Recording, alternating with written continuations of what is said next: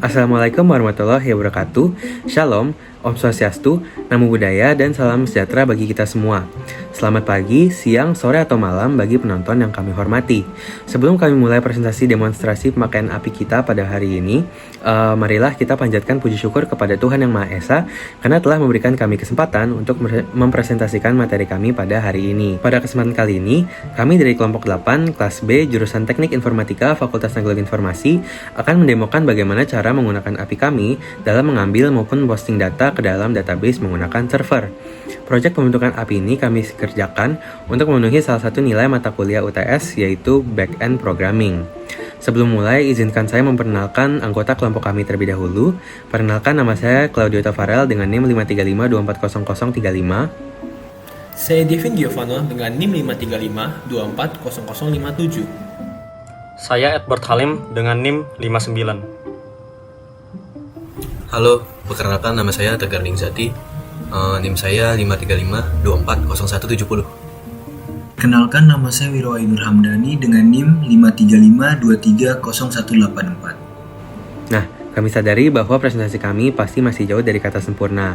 Maka dari itu kami ingin mohon maaf apabila nanti kedepannya ada kesalahan kata atau penjelasan selama penyampaian materi nanti. Oke, langsung saja kita mulai ke dalam presentasinya. Nah, sebelum kita masuk ke sesi demonstrasi API, tentu kita perlu tahu dulu dong, apa sih itu API?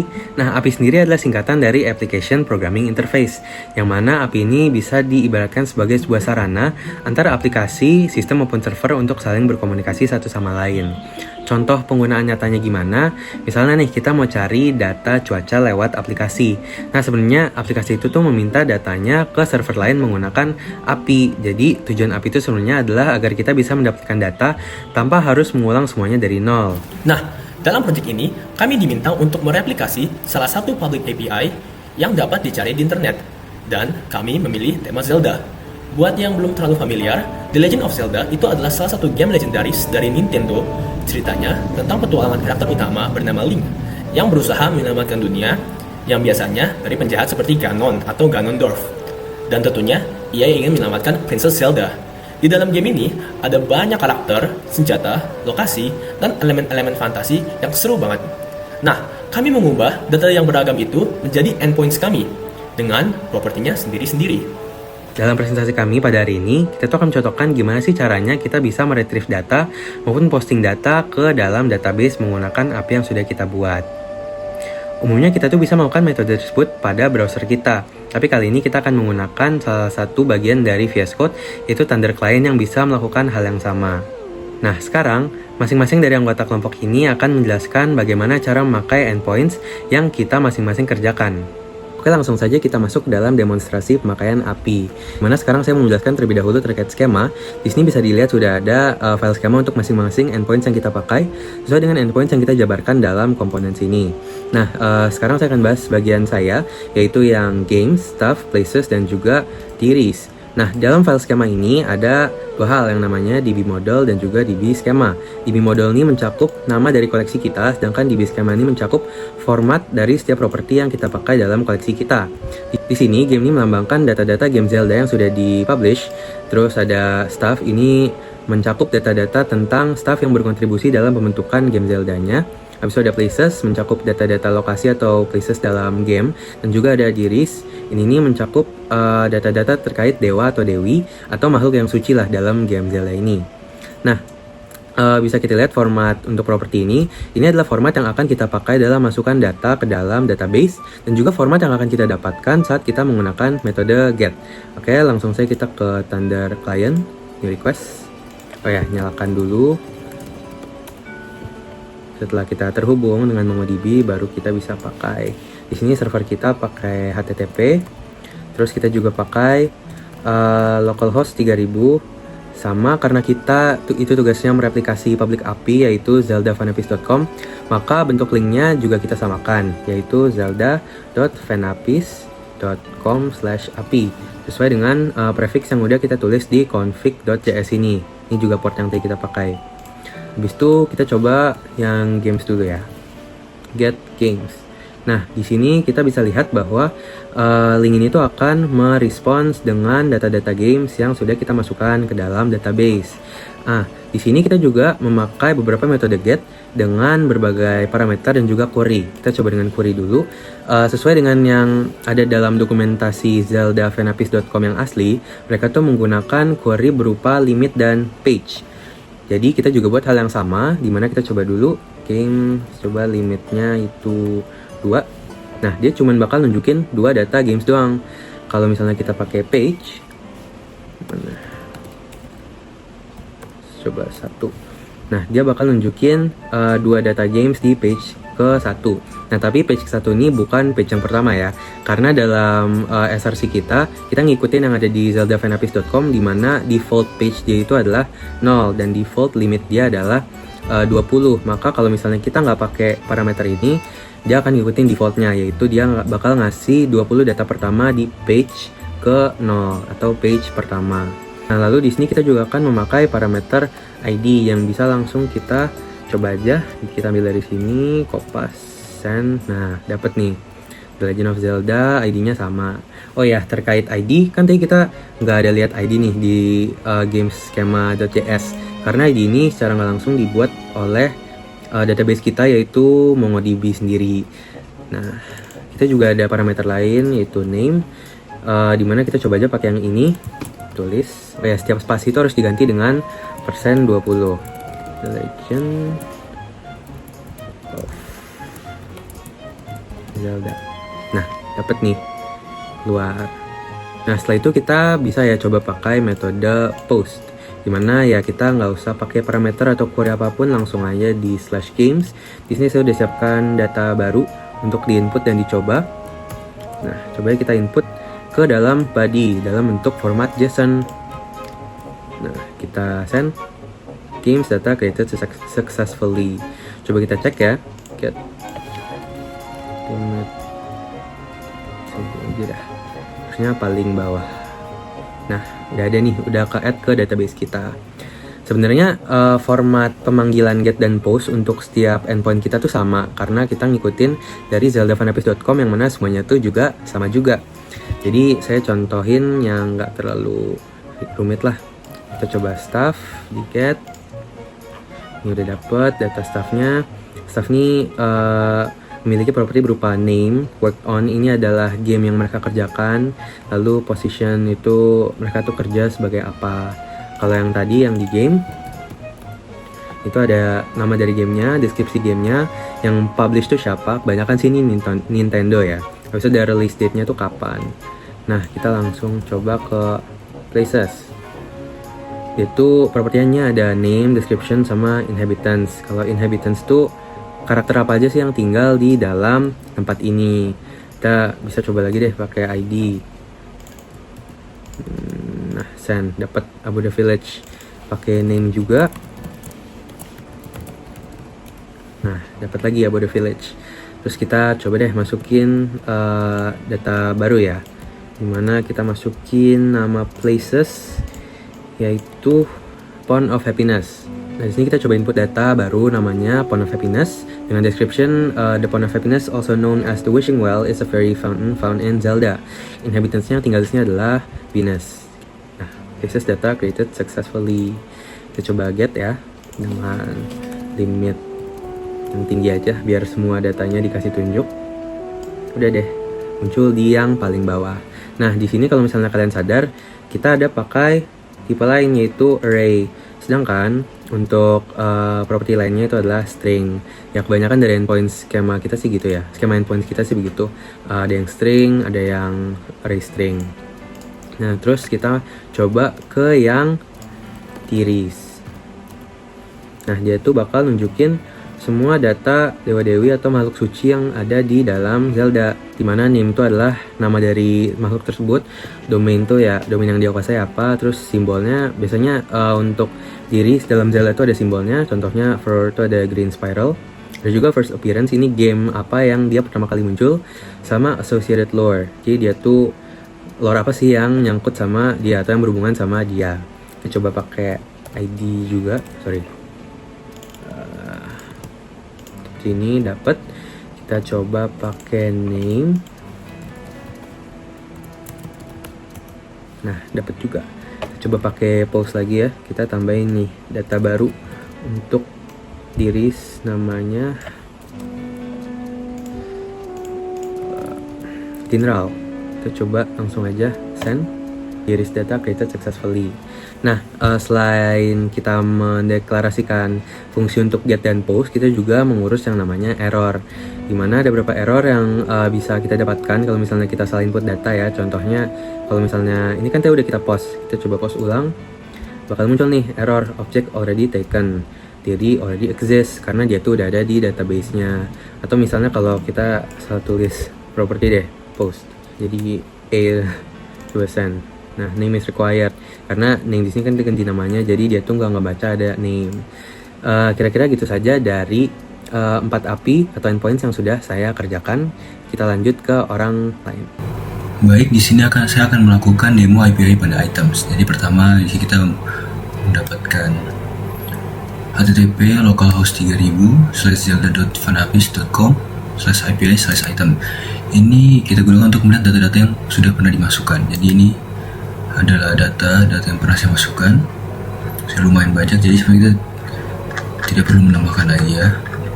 Lalu kita akan mencoba bagaimana kita ingin mencari atau memfilter sesuai name-nya. Jadi kita ingin mencari, coba misalnya kita ingin mencari data untuk item as in around. Di sini kita /name/ kita bisa tinggal copy saja. Lalu jangan lupa untuk spasi kita ubah jadi %20. Kita coba ya, di sini langsung muncul data yang kita inginkan. Lalu bagaimana jika kita ingin mencarinya menggunakan ID dari data yang pernah kita masukkan? Saya coba dengan item yang lain, mungkin ini. Kita tinggal copy ID-nya, lalu / dan masukkan ID yang tadi, send. Ini sudah keluar lagi sesuai data yang kita inginkan. Oke, jadi di sini saya akan melakukan demo API events. Di sini pertama kita bisa lihat ini ada beberapa data yang sudah pernah saya masukkan. Lalu sini kita akan mencoba memasukkan data baru. Di sini kita menggunakan http localhost 3000/zelda.fanapis.com/api/event. Di sini kita ganti pause. Di sini kita sudah menyiapkan data yang akan kita masukkan. Lalu kita lakukan send. Seperti yang terlihat di sini, event data create successfully. Berarti data sudah sukses terupload. Lalu kita coba cek lagi get dengan code yang sama. Ya, dia di sini, ada di sini. Lalu kita akan mencoba lagi bagaimana jika kita ingin mencari data dengan menggunakan namanya. Kita sini /name/ saya ingin mencari Holy Weeks. Di sini berarti kita menggunakan Holy. Jangan lupa untuk spasi kita menggunakan %20 weeks. Nah, lalu kita juga bisa mencari data dengan menggunakan ID-nya. Kita coba mencari data yang berbeda. Misalnya kita ingin ambil dari event yang baru kita masukkan tadi. Kita tinggal copy ID-nya, lalu tambahkan /, tambahkan ID, bisa terlihat di sini. Oke. Sekarang saya akan menjelaskan bagaimana cara kita memfetch data melalui tipe-tipe parameter tertentu menggunakan get. Nah, kalau misalnya kita mau tunjukin 20 data pertama, kita bisa pakai langsung aja kayak gini URL-nya, maka dia akan tunjukin 20 data pertama. Kenapa 20? Karena memang defaultnya itu 20 data pertama. Untuk limit nanti saya akan jelaskan, tapi kita mau pakai name dulu. Misal kita mau cari name dari Saria, maka kita karakter /name/Saria. Kalau kita save, maka hasilnya akan seperti ini. Bagaimana kalau misalnya kita mau menggunakan ID-nya? Tinggal kita hapus aja Saria dan name-nya, kita paste ID-nya. Maka kita mendapatkan karakter menggunakan ID tersebut. Nah, bagaimana kalau misalnya kita mau menggunakan limit? Kayak tadi saya bilang, limit tinggal kita tambahin tanda-tanya limit sama dengan misalnya 20 deh, kayak tadi. Nah, 25. Maka dia akan menunjukkan 25 data. Tapi kalau misalnya kita pengen data tertentu dari page tertentu bagaimana? Kita bisa menggunakan pagination, di mana limitnya misalnya saya ganti 5 dan kita tambahin saja %on page sama dengan 1. maka dia akan menunjukkan 5 data pada page pertama, dan kita ngajukan 2, dia akan menunjukkan data dari 5 data menggunakan page kedua. Sekarang saya akan menjelaskan bagaimana cara kita mengupload data menggunakan post ke endpoint ini, misalnya abilities. Pastikan formatnya sama. Aku udah siapin data seperti ini. Nah, pastiin datanya itu sama, name, description, gender, dan race. Kalau udah pastiin sama, pastikan kalau misalnya data type-nya itu string. Kalau udah dicek dan udah klik ke post, maka kita bisa langsung send ke endpoint abilities. Maka hasilnya seperti ini. Misal kita mau cek datanya udah ke-upload atau enggak, kita bisa langsung cari aja dengan name, karakter tadi kita Kilton. Maka tinggal kita send menggunakan get, jangan lupa diganti. Hasilnya akan seperti ini. Ini menandakan bahwa kita berhasil mengupload data ke endpoint characters. Nah, bagaimana kalau misalnya kita pengen menggunakan fetching data di endpoint abilities? Sebenarnya nggak beda jauh kayak karakter dan yang lainnya. Misalnya kita mau ganti cari dokumen pertama, ya langsung aja pakai URL-nya dokumen pertama seperti ini. Kalau kita mau cari dari nama, misalnya kita mau pakai status log, kita ganti aja jadi /name/stasis. Jangan lupa kita taruh 2%20, itu fungsi statistik. Maka tinggal kita send hasilnya seperti ini. Kalau kita mau cari ID-nya, simple, kita copy ID atau OB ID aja saja, tergantung. Kita hapus name dan tadi status log, kita taruh saja ID-nya, maka akan terwujudkan hasilnya. Bagaimana kalau misalnya mau limit, tinggal kita berikan seperti ini. Saya limitnya mau 5 deh. Nah, hasilnya akan seperti ini. Tapi kalau misalnya mau limitnya 5 tapi page-nya ada beberapa, kita bisa kasih _un, di mana page sama dengan ini akan menunjukkan di page pertama itu ada 5 data pertama, dan di page kedua akan diberikan 5 data kedua. Sekiranya mencari data menggunakan get melalui limit, destination, name, dan ID. Sekarang saya akan menjelaskan bagaimana cara kita menggunakan endpoint mini games. Kita jangan lupa pakai get dulu kalau mau fetch data. Oke, sekarang kita misalnya mau cari langsung semua datanya. Kita langsung pakai URL api/minigames. Tapi kalau misalnya dari nama, kita bisa ketik dulu /name, lalu kita pilih namanya, misal Treasure Chest Game, Treasure person 20 Chest Game. Kalau kita send, maka yang hasil ditunjukkan seperti ini. Bagaimana kita mau cari dengan ID? Kita hapus name dan treasure chest-nya, langsung kita paste saja ID-nya, maka dia akan memunculkan data yang mempunyai ID itu. Bagaimana kita mau pakai limit?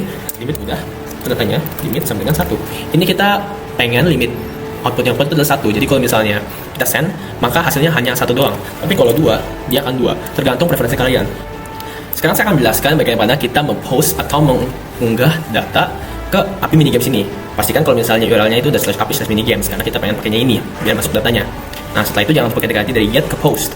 Nah, kalau misalnya kita mau masukin kode, pastikan format kode atau datanya sama dengan format source code kita. Di sini tuh name itu string, game, location, description juga string. Tapi kalau misalnya reward itu array string. Nah, kalau fishing point ini kan sudah ada saya masukin. Kita misalnya pengen masukin data baru. Saya sudah siapkan data seperti ini. Nah, pastikan kalau misalnya formatnya udah sama, dan juga pastikan kalau udah ganti ke post, dan URL pun udah di mini games. Kalau misalnya semua sudah benar, hasil yang kalian dapat harusnya seperti ini, di mana mini game created successfully. Bagaimana kalau kita pengen cek datanya udah bisa atau belum? Kita ganti ke get dulu, terus kita cari namanya, misal name swamp shooting gallery. Pastikan ini udah get mini games name swamp. Nah, kalau kita send, maka hasil yang munculkan seperti ini. Nah, itu sudah penjelasan singkat bagaimana kita mempost melalui Thunder Client. Sekarang saya akan menunjukkan API dungeon saya. Sekarang saya ingin mencoba untuk nge-run limitnya. Maka saya limit, misalnya saya mau limit 3. Hasilnya akan 3 data saja. Sekarang kita coba yang page. Saya mau 3 data pertama dalam page 4. Hasilnya maka akan ada 3 data pertama dalam page 4 ini. Kemudian saya mau press dengan hanya memasukkan ID-nya saja. Jika di run, maka akan seperti ini. Sekarang saya ingin run dengan name-nya, name dari dungeon. Jika di run, maka hasilnya akan seperti ini. Sekarang saya ingin mengupload data ini, mempost data ini, sorry. Ini akan menunjukkan bahwa datanya sukses di post. Sekarang saya akan menunjukkan API function. Yang pertama saya akan tunjukkan cara run yang limit. Saya akan melimit 5 data, maka akan muncul 5 data pertama. Kemudian saya ingin menunjukkan yang page. Jadi saya akan menunjukkan 5 data pertama di page 4. Akan muncul seperti ini, 5 data di page 4. Sekarang saya akan mencoba mencari data dengan ID-nya. Saya mengambil ID dari Bokoblins ini.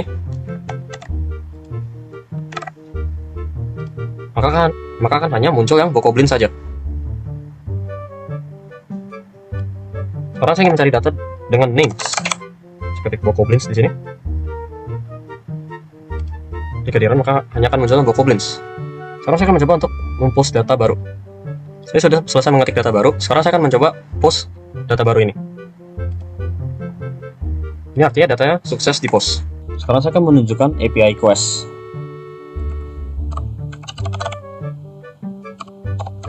Saya ingin coba limit datanya. Isi limit 4 data. Maka dia akan melimit 4 data. Sekarang saya ingin melimit 4 data, tetapi dalam page kelima. Munculnya akan seperti ini. Sekarang saya ingin mencari dengan ID. Saya mengambil ID dari sini.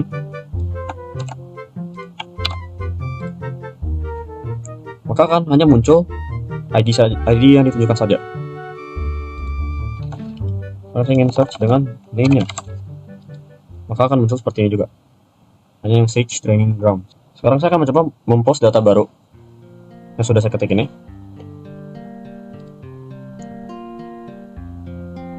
Ini datanya sukses di post. Nah, sekarang kita akan menunjukkan saya akan menunjukkan semua data dari Monsters dengan menggunakan get.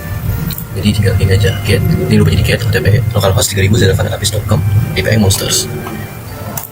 Ini data-data semua dari monster-monster yang ada di Legend of Zelda dari semua series gamenya.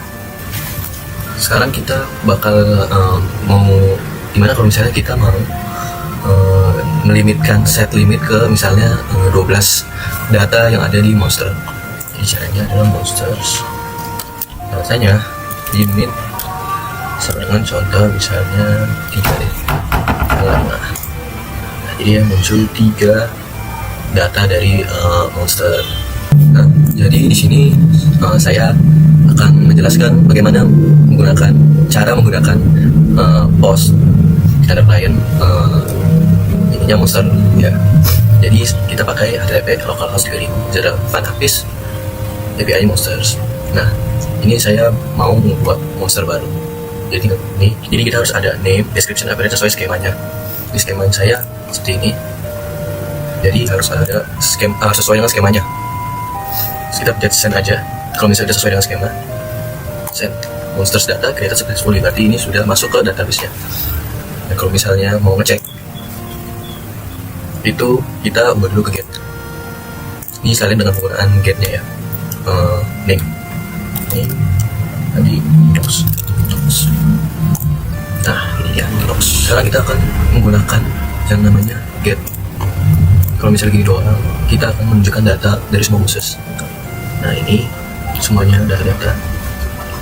Terus bagaimana sih caranya kita mau nyari satu aja, misalnya nama bossesnya, satu datanya. Nah, jadi caranya adalah ini nama dari bosnya dari di data, misalnya ada data Aguanda dan kita send.